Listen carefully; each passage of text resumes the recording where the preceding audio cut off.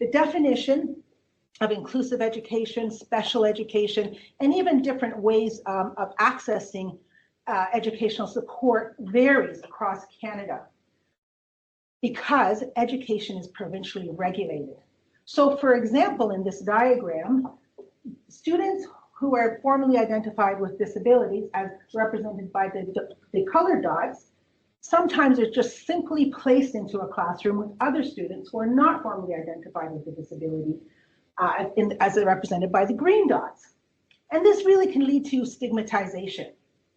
Another example could be students who self-identify as having a disability, as well as those who have formal disabilities, and they may receive support among the rest of the students. But the green dots are still dominant, and they're the dominant group in which the colored dots have to fit into. So Dr. Shelley Moore had a different perspective of the assimilation of the green and the colored dots. She said, rather than finding out why students aren't green, our job is now to find out what their color is. What do they bring? What can they contribute because of their diverse and unique expertise? For decades, we've been trying to take this color out of our students, taking the special out of special education and the autistic out of autism. Teaching to diversity and inclusion is where we value the characteristics that are diverse and not try to homogenize them.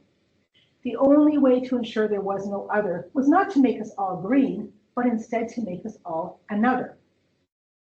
And so Dr. Moore's definition really included, of diversity and inclusion, really included all identities. Today, what I'm going to be focusing on is the identity of ability. And that includes students with visible disabilities, with invisible disabilities, students with challenges and without challenges. So according to Statistics Canada, 67% of youth-reported disabilities are invisible, with the majority being mental health-related disorders, learning challenges, as well as pain-related disorders. And there's even some disabilities, or there's even some that are unreported due to stigma and due to fear of unfair treatment. And so there are really two different needs or two different problems that I've identified. The first is that needs sometimes are not efficiently identified early due to different varying policies, provincial policies, and also when the support is provided, the strategies may not be effective because if the student is not involved in the process or if they may feel stigmatized. But teachers also face challenges.